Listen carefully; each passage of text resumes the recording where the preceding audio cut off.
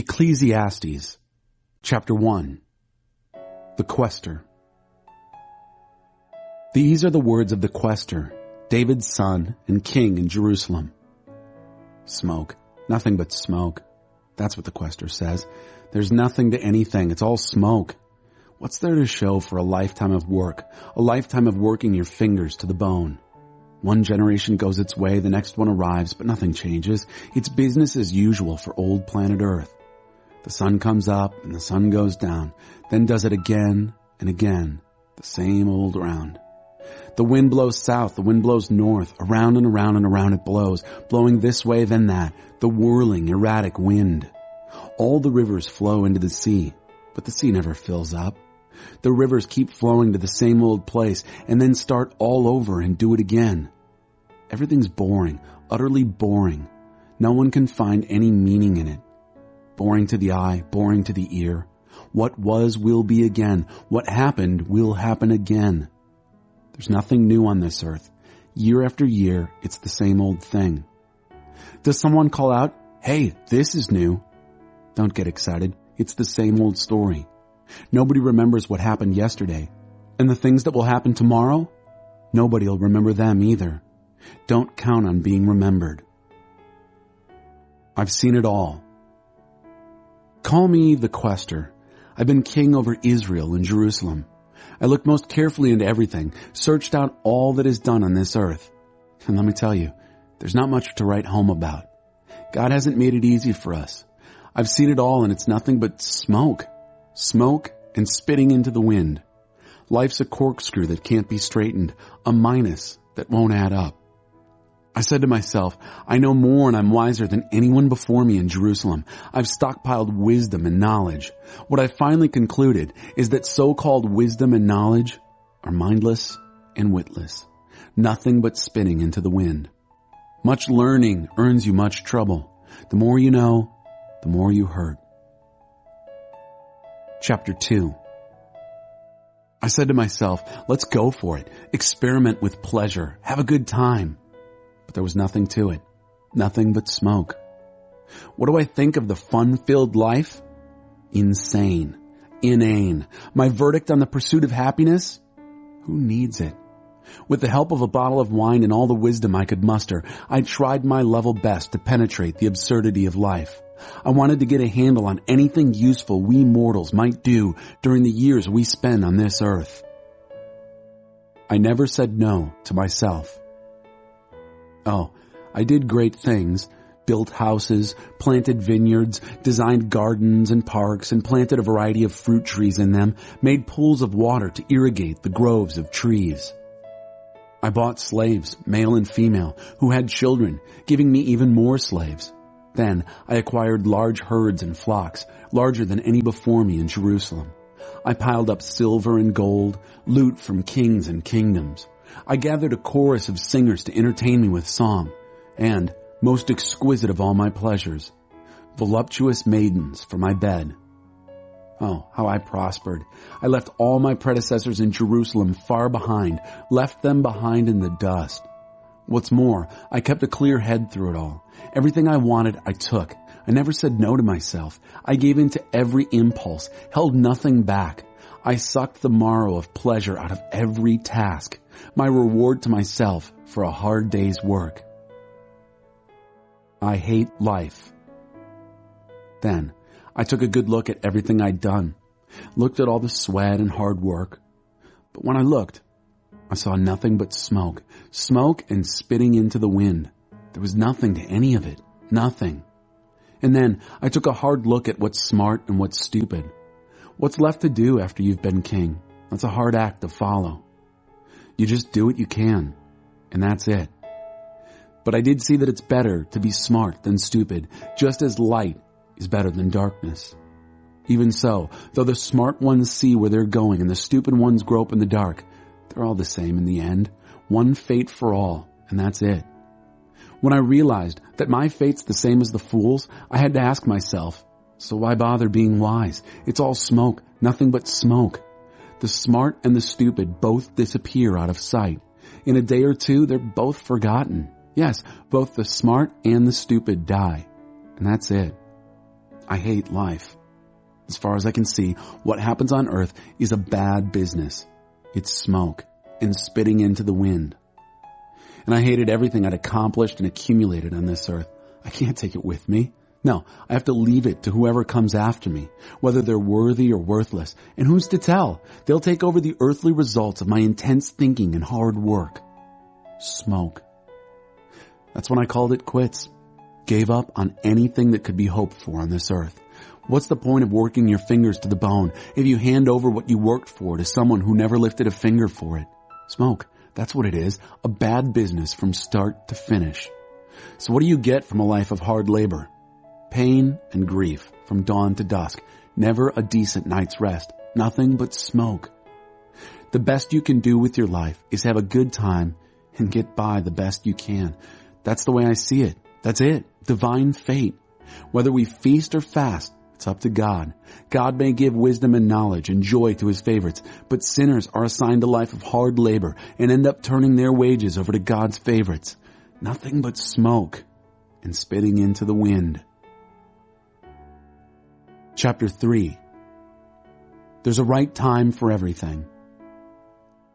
There's an opportune time to do things, a right time for everything on the earth. A right time for birth and another for death. A right time to plant and another to reap. A right time to kill and another to heal. A right time to destroy and another to construct. A right time to cry and another to laugh. A right time to lament and another to cheer. A right time to make love and another to abstain. A right time to embrace and another to part. A right time to search and another to count your losses. A right time to hold on and another to let go. A right time to rip out and another to mend. A right time to shut up and another to speak up. A right time to love and another to hate. A right time to wage war and another to make peace. But in the end, does it really make a difference what anyone does? I've had a good look at what God has given us to do. Busy work, mostly. True, God made everything beautiful in itself and in its time, but he's left us in the dark, so we can never know what God is up to, whether he's coming or going. I've decided that there's nothing better to do than go ahead and have a good time and get the most we can out of life. That's it. Eat, drink, and make the most of your job. It's God's gift. I've also concluded that whatever God does, that's the way it's going to be, always. No addition, no subtraction. God's done it, and that's it. That's so we'll quit asking questions and simply worship in holy fear. Whatever was, is. Whatever will be, is. That's how it always is with God. God's testing us. I took another good look at what's going on. The very place of judgment. Corrupt. The place of righteousness. Corrupt. I said to myself, God will judge righteous and wicked. There's a right time for everything, every deed, and there's no getting around it. I said to myself regarding the human race, God's testing the lot of us, showing us up as nothing but animals. Humans and animals come to the same end. Humans die, animals die. We all breathe the same air. So there's really no advantage in being human. None. Everything's smoke. We all end up in the same place. We all came from dust. We all end up as dust. Nobody knows for sure that the human spirit rises to heaven or that the animal spirit sinks into the earth. So I made up my mind that there's nothing better for us men and women than to have a good time in whatever we do. That's our lot. Who knows if there's anything else to life? Chapter 4. Slow suicide. Next, I turn my attention to all the outrageous violence that takes place on this planet. The tears of the victims, no one to comfort them. The iron grip of oppressors, no one to rescue the victims from them. So I congratulated the dead who are already dead instead of the living who are still alive. But luckier than the dead or the living is the person who has never even been, who has never seen the bad business that takes place on this earth. Then I observed all the work and ambition motivated by envy. What a waste. Smoke and spitting into the wind. The fool sits back and takes it easy. His sloth is slow suicide. One handful of peaceful repose is better than 2 fistfuls of worried work. More spitting into the wind. Why am I working like a dog? I turned my head and saw yet another wisp of smoke on its way to nothingness. A solitary person, completely alone, no children, no family, no friends, yet working obsessively late into the night, compulsively greedy for more and more, never bothering to ask, why am I working like a dog, never having any fun? And who cares? More smoke. A bad business. It's better to have a partner than go it alone. Share the work, share the wealth, and if one falls down, the other helps. But if there's no one to help, tough. 2 in a bed warm each other. Alone, you shiver all night. By yourself, you're unprotected. With a friend, you can face the worst. Can you round up a third? A 3-stranded rope isn't easily snapped. A poor youngster with some wisdom is better off than an old but foolish king who doesn't know which end is up. I saw a youth just like this start with nothing and go from rags to riches, and I saw everyone rally to the rule of this young successor to the king. Even so, the excitement died quickly. The throngs of people soon lost interest. Can't you see it's only smoke and spitting into the wind? Chapter 5. God's in charge, not you. Watch your step when you enter God's house. Enter to learn. That's far better than mindlessly offering a sacrifice, doing more harm than good. Don't shoot off your mouth or speak before you think. Don't be too quick to tell God what you think He wants to hear. God's in charge, not you. The less you speak, the better. Overwork makes for restless sleep. Overtalk shows you up as a fool. When you tell God you'll do something, do it. Now. God takes no pleasure in foolish gabble. Vow it, then do it. Far better not to vow in the first place than to vow and not pay up. Don't let your mouth make a total sinner of you. When called to account, you won't get by with, sorry, I didn't mean it. Why risk provoking God to angry retaliation? But against all illusion and fantasy and empty talk, there's always this rock foundation. Fear God. A salary of smoke. Don't be too upset when you see the poor kicked around and justice and right violated all over the place. Exploitation filters down from one petty official to another. There's no end to it, and nothing can be done about it. But the good earth doesn't cheat anyone. Even a bad king is honestly served by a field. The one who loves money is never satisfied with money, nor the one who loves wealth with big profits. More smoke. The more loot you get, the more looters show up. And what fun is that, to be robbed in broad daylight? Hard and honest work earns a good night's sleep, whether supper is beans or steak. But a rich man's belly gives him insomnia. Here's a piece of bad luck I've seen happen. A man hoards far more wealth than is good for him, and then loses it all in a bad business deal. He fathered a child, but hasn't a cent left to give him. He arrived naked from the womb of his mother. He'll leave in the same condition, with nothing. This is bad luck for sure. Naked he came, naked he went. So what was the point of working for a salary of smoke? All for a miserable life spent in the dark? Make the most of what God gives.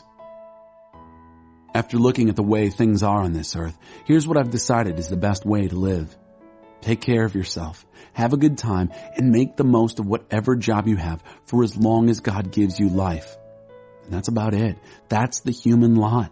Yes, we should make the most of what God gives, both the bounty and the capacity to enjoy it, accepting what's given and delighting in the work. It's God's gift. God deals out joy in the present, the now. It's useless to brood over how long we might live. Chapter 6. Things are bad. I looked long and hard at what goes on around here, and let me tell you, things are bad. And people feel it. There are people, for instance, on whom God showers everything. Money, property, reputation, all they ever wanted or dreamed of. And then, God doesn't let them enjoy it. Some stranger comes along and has all the fun. It's more of what I'm calling smoke, a bad business. Say a couple have scores of children and live a long, long life, but but never enjoy themselves, even though they end up with a big funeral. I'd say that a stillborn baby gets the better deal. It gets its start in a mist and ends up in the dark, unnamed. It sees nothing and knows nothing, but is better off by far than anyone living. Even if someone lived 1,000 years, make it 2,000, but didn't enjoy anything, what's the point? Doesn't everyone end up in the same place? We work to feed our appetites. Meanwhile, our souls go hungry. So what advantage has a sage over a fool, or over some poor wretch who barely gets by? Just grab whatever you can while you can. Don't assume something better might turn up by and by. All it amounts to anyway is smoke and spitting into the wind. Whatever happens, happens. Its destiny is fixed. You can't argue with fate. The more words that are spoken, the more smoke there is in the air. And who is any better off? And who knows what's best for us as we live out our meager smoke and shadow lives? And who can tell any of us the next chapter of our lives? Chapter 7. Don't take anything for granted. A good reputation is better than a fat bank account. Your death date tells more than your birth date. You learn more at a funeral than at a feast. After all, that's where we'll end up. We might discover something from it. Crying is better than laughing. It blotches the face, but it scours the heart. Sages invest themselves in hurt and grieving. Fools waste their lives in fun and games. You'll get more from the rebuke of a sage than from the song and dance of fools. The giggles of fools are like the crackling of twigs under the cooking pot, and like smoke. Brutality stupefies even the wise and destroys the strongest heart. Endings are better than beginnings. Sticking to it is better than standing out. Don't be quick to fly off the handle. Anger boomerangs. You can spot a fool by the lumps on his head. Don't always be asking, where are the good old days? Wise folks don't ask questions like that. Wisdom is better when it's paired with money, especially if you get both while you're still living. Double protection, wisdom and wealth, plus this bonus. Wisdom energizes its owner. Take a good look at God's work. Who could simplify and reduce creation's curves and angles to a plain, straight line? On a good day, enjoy yourself. On a bad day, examine your conscience. God arranges for both kinds of days so that we won't take anything for granted. Stay in touch with both sides. I've seen it all in my brief and pointless life. Here a good person cut down in the middle of doing good. There, a bad person living a long life of sheer evil. So don't knock yourself out being good, and don't go overboard being wise. Believe me, you won't get anything out of it. But don't press your luck by being bad either, and don't be reckless. Why die needlessly? It's best to stay in touch with both sides of an issue. A person who fears God deals responsibly with all of reality, not just a piece of it.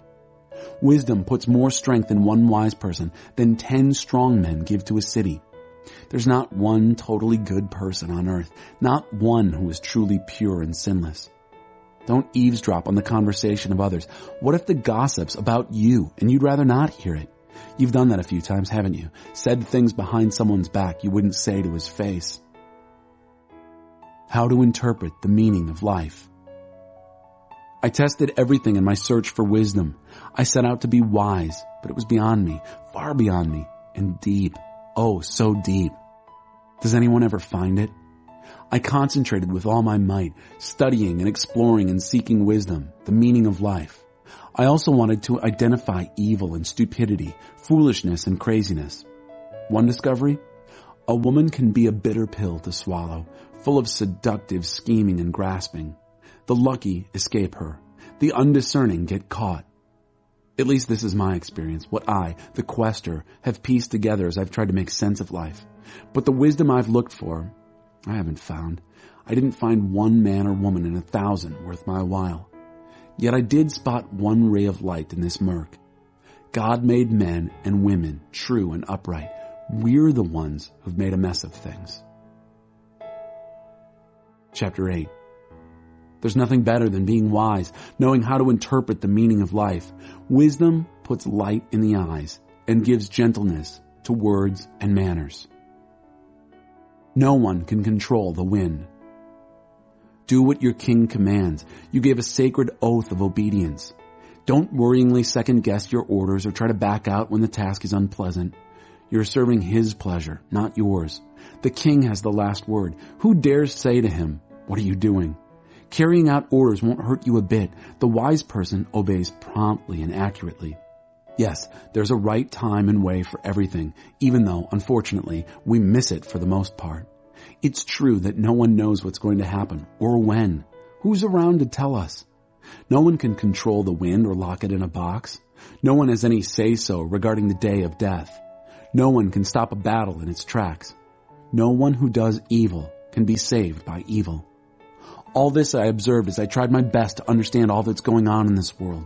As long as men and women have the power to hurt each other, this is the way it is. One fate for everybody. One time, I saw wicked men given a solemn burial in holy ground. When the people returned to the city, they delivered flowery eulogies, and in the very place where wicked acts were done by those very men. More smoke, indeed. Because the sentence against evil deeds is so long in coming, people in general think they can get by with murder. Even though a person sins and gets by with it hundreds of times throughout a long life, I'm still convinced that the good life is reserved for the person who fears God, who lives reverently in his presence, and that the evil person will not experience a good life. No matter how many days he lives, they'll all be as flat and colorless as a shadow, because he doesn't fear God. Here's something that happens all the time and makes no sense at all. Good people get what's coming to the wicked, and bad people get what's coming to the good. I tell you, this makes no sense. It's smoke. So, I'm all for just going ahead and having a good time, the best possible. The only earthly good men and women can look forward to is to eat and drink well and have a good time, compensation for the struggle for survival these few years God gives us on earth. When I determined to load up on wisdom and examine everything taking place on earth, I realized that if you keep your eyes open day and night without even blinking, you'll still never figure out the meaning of what God is doing on this earth. Search as hard as you like, you're not going to make sense of it. No matter how smart you are, you won't get to the bottom of it. Chapter 9. Well, I took all this in and thought it through, inside and out. Here's what I understood. The good, the wise, and all that they do are in God's hands. But day by day, whether it's love or hate they're dealing with, they don't know. Anything's possible. It's one fate for everybody, righteous and wicked, good people, bad people, the nice and the nasty, worshipers and non-worshipers, committed and uncommitted. I find this outrageous, the worst thing about living on this earth, that everyone's lumped together in one fate. Is it any wonder that so many people are obsessed with evil? Is it any wonder that people go crazy right and left? Life leads to death. That's it. Seize life. Still, anyone selected out for life has hope, for, as they say, a living dog is better than a dead lion. The living at least knows something, even if it's only that they're going to die. But the dead know nothing and get nothing. They're a minus that no one remembers. Their loves, their hates, yes, even their dreams are long gone. There's not a trace of them left in the affairs of this earth. Seize life. Eat bread with gusto. Drink wine with a robust heart. Oh yes, God takes pleasure in your pleasure. Dress festively every morning. Don't skimp on colors and scarves. Relish life with the spouse you love. Each and every day of your precarious life. Each day is God's gift. It's all you get in exchange for the hard work of staying alive. Make the most of each one. Whatever turns up, grab it and do it. And heartily. This is your last and only chance at it. For there's neither work to do nor thoughts to think in the company of the dead, where you're most certainly headed. I took another walk around the neighborhood and realized that on this earth, as it is, the race is not always to the swift, nor the battle to the strong, nor satisfaction to the wise, nor riches to the smart, nor grace to the learned. Sooner or later, bad luck hits us all. No one can predict misfortune. Like fish caught in a cruel net or birds in a trap, so men and women are caught by accidents evil and sudden. Wisdom is better than muscle. One day, as I was observing how wisdom fares on this earth, I saw something that made me sit up and take notice. There was a small town with only a few people in it. A strong king came and mounted an attack, building trenches and attack posts around it. There was a poor but wise man in that town whose wisdom saved the town, but he was promptly forgotten. He was only a poor man after all. All the same, I still say that wisdom is better than muscle, even though the wise poor man was treated with contempt and soon forgotten. The quiet words of the wise are more effective than the ranting of a king of fools.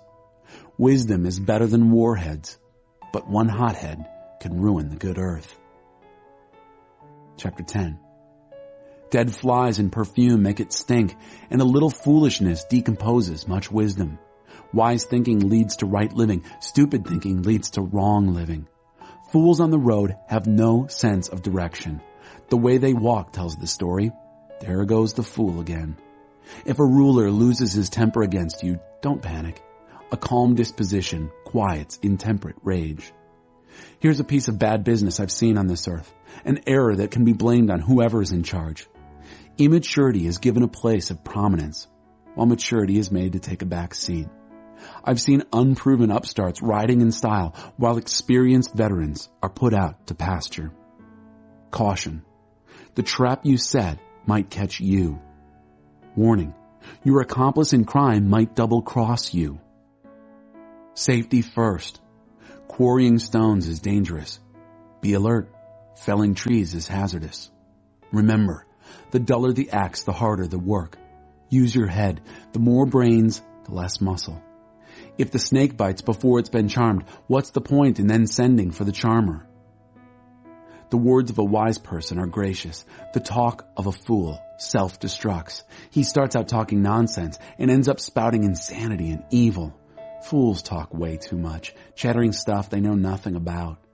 A decent day's work so fatigues fools that they can't find their way back to town. Unlucky the land whose king is a young pup and whose princes party all night. Lucky the land whose king is mature, where the princes behave themselves and don't drink themselves silly. A shiftless man lives in a tumble-down shack. A lazy woman ends up with a leaky roof. Laughter and bread go together, and wine gives sparkle to life. But it's money that makes the world go round. Don't badmouth your leaders, not even under your breath. And don't abuse your betters, even in the privacy of your home. Loose talk has a way of getting picked up and spread around. Little birds drop the crumbs of your gossip far and wide. Chapter 11. Be generous. Invest in acts of charity. Charity yields high returns. Don't hoard your goods. Spread them around. Be a blessing to others. This could be your last night. When the clouds are full of water, it rains. When the wind blows down a tree, it lies where it falls. Don't sit there watching the wind. Do your own work. Don't stare at the clouds. Get on with your life. Just as you'll never understand the mystery of life forming in a pregnant woman, so you'll never understand the mystery at work in all that God does. Go to work in the morning and stick to it until evening without watching the clock. You never know from moment to moment how your work will turn out in the end. Before the years take their toll. Oh, how sweet the light of day, and how wonderful to live in the sunshine. Even if you live a long time, don't take a single day for granted. Take delight in each light-filled hour, remembering that there will also be many dark days, and that most of what comes your way is smoke. You who are young, make the most of your youth. Relish your youthful vigor. Follow the impulses of your heart. If something looks good to you, pursue it. But know also that not just anything goes. You have to answer to God for every last bit of it. Live footloose and fancy-free, you won't be young forever. Youth lasts about as long as smoke. Chapter 12. Honor and enjoy your Creator while you're still young. Before the years take their toll and your vigor wanes, before your vision dims and the world blurs, and the winter years keep you close to the fire. In old age, your body no longer serves you so well. Muscles slacken, grip weakens, joints stiffen, the shades are pulled down on the world. You can't come and go at will. Things grind to a halt. The hum of the household fades away. You're awakened now by birdsong. Hikes to the mountains are a thing of the past. Even a stroll down the road has its terrors. Your hair turns apple blossom white, adorning a fragile and impotent matchstick body. Yes, you're well on your way to eternal rest, while your friends make plans for your funeral. Life, lovely while it lasts, is soon over. Life as we know it, precious and beautiful, ends. The body is put back in the same ground it came from. The spirit returns to God, who first breathed it. It's all smoke, nothing but smoke. The quester says that everything's smoke. The final word. Besides being wise himself, the quester also taught others knowledge. He weighed, examined, and arranged many proverbs. The quester did his best to find the right words and write the plain truth. The words of the wise prod us to live well. They're like nails hammered home, holding life together. They are given by God, the one shepherd. But regarding anything beyond this, dear friend, go easy. There's no end to the publishing of books, and constant study wears you out, so you're no good for anything else. The last and final word is this: fear God. Do what he tells you. And that's it. Eventually, God will bring everything that we do out into the open and judge it according to its hidden intent, whether it's good or evil.